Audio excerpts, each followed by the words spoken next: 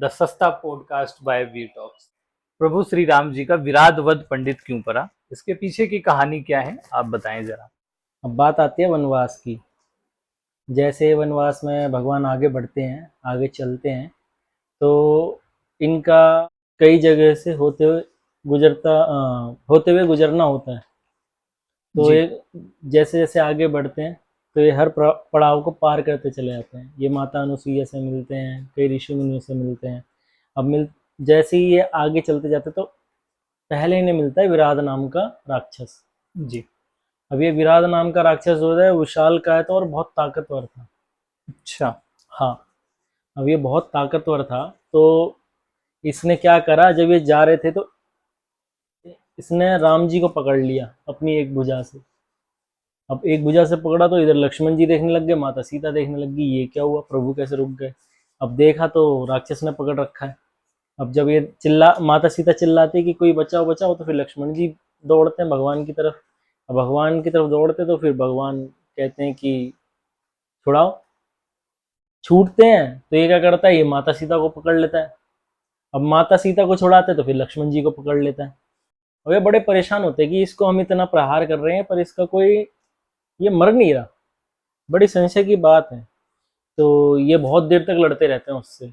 कभी किसी को उठा के लेके भागने लग जाता, कभी इसके पीछे भागते, कभी ये इनके पीछे भागता। ऐसे खेल सा चल रहा था इनका खेल आपस लेते। में। जी। भगवान बड़ी देर से यही सोच रहे होते कि इसका संहार कैसे किया जाए, मतलब इसको मारा कैसे जा सकता है, मृत्यु कैसे प्राप्त होगी इसकी। तो बहुत सोचते हैं। बताते हैं कि पूरी रामायण में हम्म। भगवान ने अगर किसी को मारने के लिए सबसे ज्यादा दिमाग लगाया, तो हम्म। वो यही राक्षस था। इतना तो दिमाग भगवान को रावण को मारने के लिए भी नहीं लगाना पड़ा। क्या बात है, बहुत सुंदर।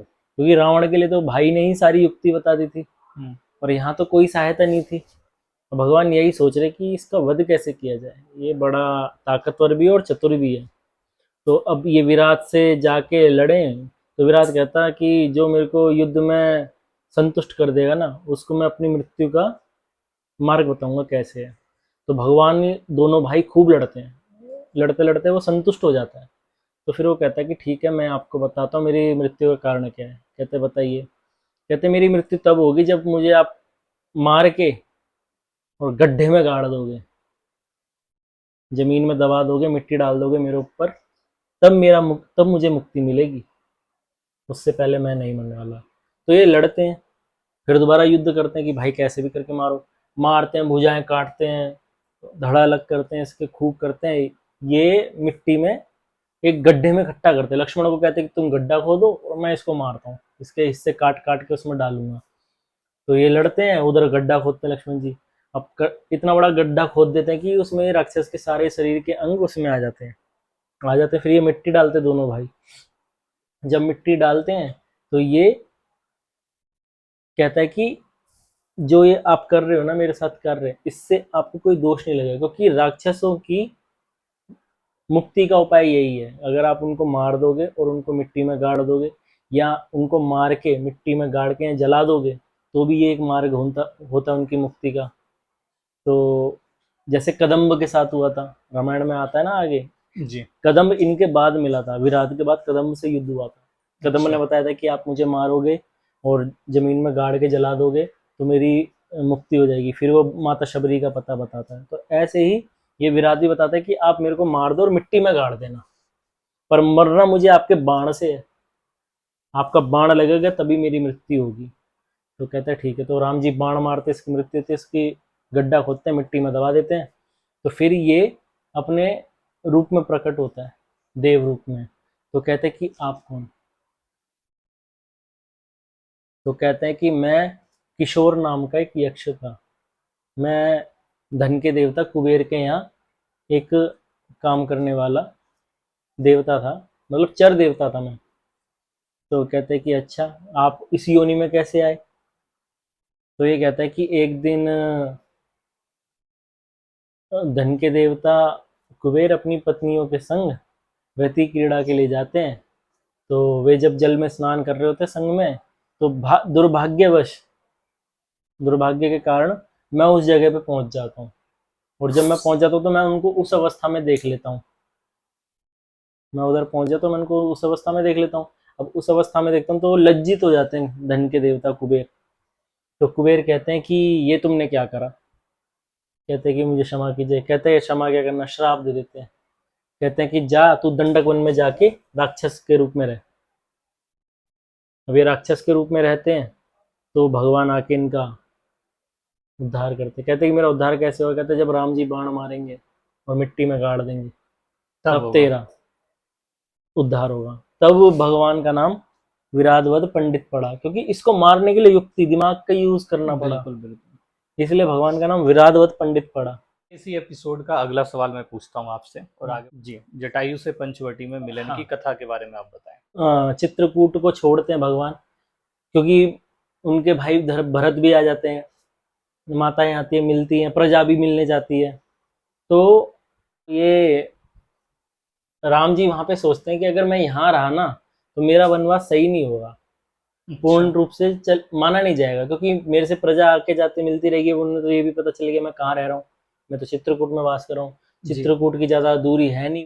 भगवान कहते हैं कि चित्रकूट में रहना ज्यादा सही नहीं है, अब हम आगे चलते हैं। तो ये जाते जाते पंचवटी पहुंचते हैं। पंचवटी में पहुंचते हैं तो पंचवटी में इन्हें बहुत बड़ा, मतलब अपने शरीर से भी बड़ा इन्हें एक गिद्ध दिखता है। अच्छा। तो इन्हें पहले तो भय होता है कि ये कोई राक्षस तो नहीं है। तो उधर वो देखते हैं तो पक्षीराज पूछते हैं, कहते हैं आप कौन। कहते हैं हम तो, मेरा नाम राम है, ये मेरा भाई लक्ष्मण है, ये मेरी पत्नी सीता है। अब फिर कहते हैं कि आप कौन, कोई राक्षस तो नहीं। कहता नहीं मैं राक्षस, मैं गिद्धराज जटायु हूँ, मैं अरुण का पुत्र हूँ, ठीक है, मेरा नाम जटायु है। कहते हैं अच्छा। कहते हैं आप। कहते हैं मैं दशरथ नंदन राम। कहते तुम दशरथ के पुत्र हो। कहते हैं हाँ। कहते वो तो मेरे मित्र हैं। क्या बात। कहते हैं मित्र हैं। कहते फिर पूछते हैं कि पिताजी की आपसे मित्रता कैसे है। हम्म।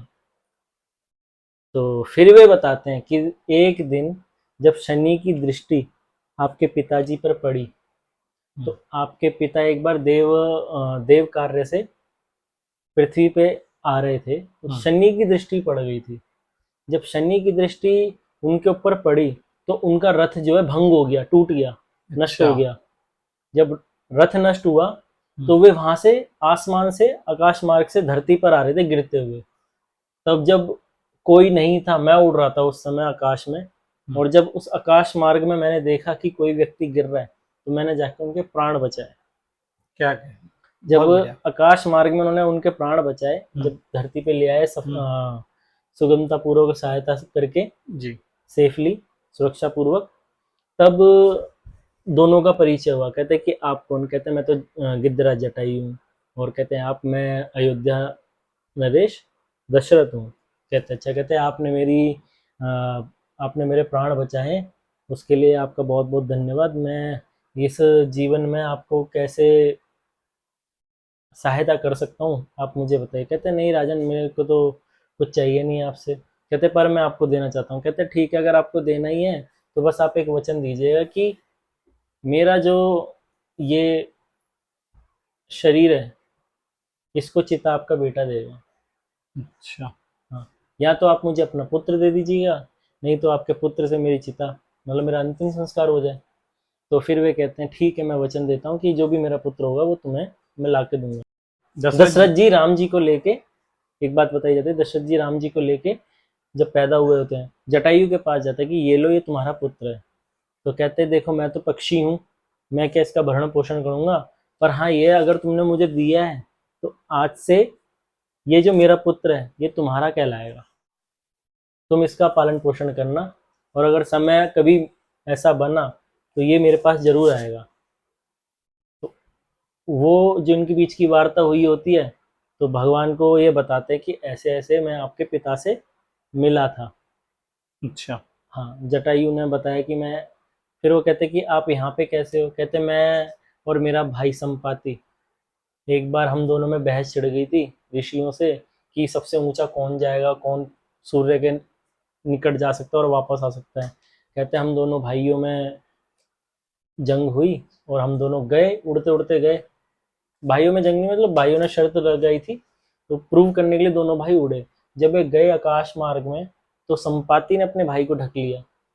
कहते मुझे मेरे भाई ने अपने पंख से ढक लिया, मैं तो बेहोश होकर यहाँ पंचवटी में आ गिरा। पर मुझे ये नहीं पता कि मेरा संपाति, मेरा बड़ा भाई, वो किस दिशा में कहाँ है। उस दिन के बाद से हम दोनों में बिछो हो गया, हम मिले नहीं, हमारा बिछड़ना हो गया।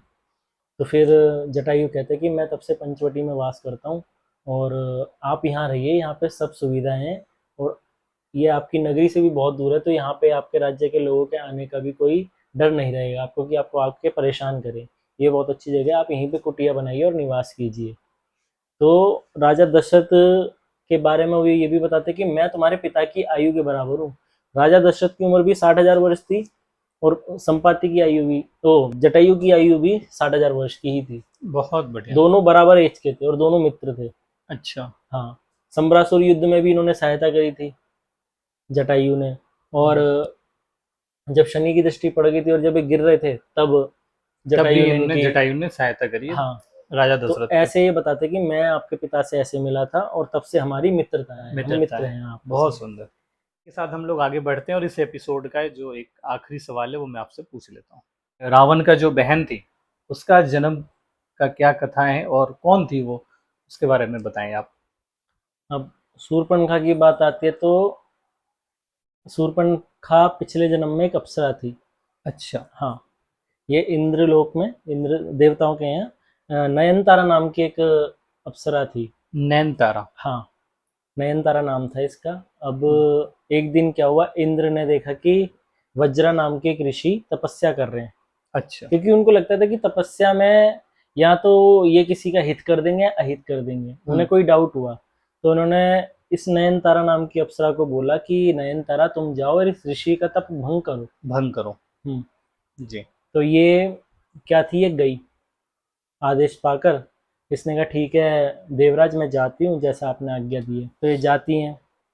जब ये जाती हैं तो वज्र ऋषि तप में बैठे होते हैं, तो ये जाके उनका तप भंग करती है, उन्हें मोहती है, नृत्य करती है उनके आगे। मतलब उनका तप भंग करना होता है किसी भी प्रकार से। जब उनका तप भंग होता है, आंखें खोलते हैं, वो देखते हैं क्या है, कहते हैं तो एक अप्सरा है। कहते हैं तुम यहाँ क्यों आई हो। कहते हैं मैं तो आपको देख के मोहित हो गई हूँ, ये वो, मतलब एक दो बातें कहती है, वो नहीं मानते। वो कहते हैं कि तुम्हें जरूर किसी मेरे शत्रु ने भेजा है। कहती है शत्रु ने नहीं भेजा, आपके किसी ने, मैं खुद आई हूँ। फिर वो कहते हैं कि तुम कौन हो। कहते हैं मैं तो नयनतारा नाम की अप्सरा हूँ। कहते हैं देवराज इंद्र ने भेजा तुम्हें। कहते हैं हाँ ठीक है, तो मैं तुम्हें श्राप देता हूँ कि तुम जाके राक्षस कुल में जन्म लोगी और ऐसे वैसे राक्षसों की बहन निकलाओगी तुम।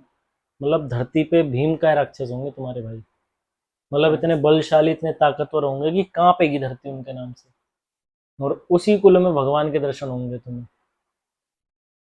तो ये पाकर अपना श्राप जैसी अपनी योनि को जाती हैं, तो ये राक्षस योनि में इनका जन्म होता है। अब राक्षस योनि में इनका जन्म होता है तो रावण, कुंभकर्ण और विभीषण ये इनके भाई होते हैं। तो फिर ये वहीं रहती है। अब क्या था, जब राम विश्व विजेता बनने के लिए जब गया था कि मैं पूरे विश्व को जीत लूंगा, तो वहां पर रावण की दो घटनाएं घटी। एक घटना तो हुई थी राम जी के वंशज के साथ। इनका युद्ध हुआ था अनरण्य नाम के एक राजा से, जो राम जी के कुल के थे। जब इनका अनरण्य से युद्ध हुआ तो विश्व विजय पथ पर जब रावण था तो अनरण्य से युद्ध हुआ। अनरण्य की जब मृत्यु हुई, तो अनरण्य ने श्राप दिया कि मेरे कुल का ही, मेरे कुल में एक वंश उत्पन्न होगा जो तेरा काल बन के आएगा और तेरे को मृत्यु दंड देगा, उससे तेरे को मृत्यु प्राप्त होगी। ठीक है, ये घटना घटी एक। और दूसरा ये था, जब ये विश्व विजय के यात्रा पे था तो क्या हुआ, एक सेना में इसका पति, शूर्पणखा का पति सेनापति था एक राजा की सेना में। अच्छा। हाँ, जब इसका युद्ध हुआ, अब इसे तो ये नहीं पता था कि इसका जो जीजा जी कह लीजिए आप, जैसे जीजा है, इसकी बहन का पति जो है बहनोई, वो बहनोई सेनापति उस राजा के हैं जिससे मैं युद्ध कर रहा हूँ। तो वहां क्या होता है, रावण के हाथों उस सेनापति की हत्या हो जाती है, मर जाता है वो। जब इसे समाचार मिलता है शूर्पणखा को कि तेरा पति मर चुका, तू विधवा हो गई है आज से, तो ये देखती है कि कुछ भी हो जाए मैं अब इस कुल को नहीं छोड़ूंगी, मतलब रावण का नाश करके ही मानूंगी। तो ये क्या करती है, जब इसे पता चलता है कि ऐसे ऐसे दो राजकुमार आए हैं और मैं उन्हें मोह लेती हूँ, क्या पता वो मेरा काम कर दे। तो अच्छा। ये शूर्पणखा जाती है, तो पहले सुंदर वेश धारण करती है। अब जब सुंदर वेश धारण करती है तो भगवान के समक्ष चली जाती है। भगवान उसमें होते हैं साधना में अपनी, और इधर माता सीता बैठ के कुछ काम कर रही थी, और लक्ष्मण जो है झोपड़ी का कोई कार्य कर रहे होते हैं बनाने का। तो ये शूर्पणखा जाती है कि मेरे से विवाह कर लीजिए, मुझे अपना लीजिए। राम जी कहते हैं मैं तो पत्नी व्रत कर रखा है मैंने, एक ही पत्नी के संग रहूंगा और दूसरा विवाह नहीं कर सकता नहीं मैं। कर सकते। कहते हैं हाँ, अगर तुम्हें करना है तो मेरे भाई से कर लो जाके, मेरे भाई के आगे प्रस्ताव रखो, मेरा भाई मान जाए तो मैं करवा दूंगा तुम्हारा ब्याह। तो फिर जाती है लक्ष्मण से, कहती है कुमार तुम बहुत वीर हो, ये हो, और तुम्हारे मुख के समान कोई तेज नहीं है, और मैं चाहती हूँ कि मैं तुमसे विवाह कर लूँ, ये कर लूँ। कहते हैं लक्ष्मण जी कहते हैं कि क्यों तुम दास बनना चाहती हो? हम्म। सब सोचते हैं कि हमें रानी बन के रहना चाहिए, तुम क्यों दासी का जीवन जीना चाहती हो? हम्म। कहते दासी, कहते मैं तो प्रभु का दास हूँ, मैं तो पूरे दिन काम में लगा रहता हूँ। अगर मुझसे विवाह कर लोगी तो तुम्हें भी तो पूरे दिन काम ही करना होगा। मैं प्रभु की सेवा कर रहा हूँ, तुम माता की सेवा करोगी। मैं प्रभु के चरण पखारता हूँ, चरण दबाता हूँ, तुम्हें माता के करने पड़ेंगे। तो तुम दासी का जीवन जीना क्यों चाहती हो? तुम्हारे मन बिल्कुल। में कैसे है कि मैं तुम्हारा पति बन सकता हूँ? तुम बिल्कुल। ये भी तो देखो, मैं तो दास वाला काम कर रहा हूँ ना, मेरा काम तो नौकरी का है, नौकर कर रहा हूँ, मैं नौकर हूँ, मैं तो नौकरी कर रहा हूँ। हम्म। तुम क्यों करना चाहती हो? रानी बनने की सोचो, प्रभु के पास जाओ, हम्म। वो है राजा, राजा के पास जाओ, राजा के संग जाओगे तो रानी बन जाओगी। तो फिर ये कहते कि तुम दोनों भाई मिलके मेरा उपहास कर रहे हो, और ये स्त्री जड़ है ना इस लड़ाई की, मैं इसको ही मार डालती हूँ। और जैसे ही आगे बढ़ती हैं, नाक काट देते हैं लक्ष्मण जी, लक्ष्मण जी ने अपने का सुरक्षा के लिए सुरक्षा। माता सीता की नाक काट देते हैं, तो ये वहां से चली जाती है।